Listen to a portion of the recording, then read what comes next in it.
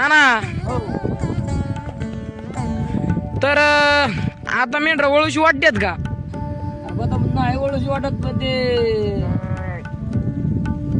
दात कसं काय सोडूची वाटत मेंढराचा का? नाही सोडूची वाटत जरा बजेट राहिलं ना हा लय बरं वाटते पण वळलीच पाहिजे जवळ हाय तो म्हणजे असं म्हणणे आहे. आई म्हणणे म्हणजे मी घेऊन आजी आबा आजी आई अशी कशी काय राहतील नाही जगात किती राहील का? नाही ना पण जे आता आता दुखतंय की दुखतंय ना दुखतंय पायाने पाय हात पाय दुखायला लागला मग मी तेच म्हणतो की आता वय झालं तरी मेंढर का वाळता?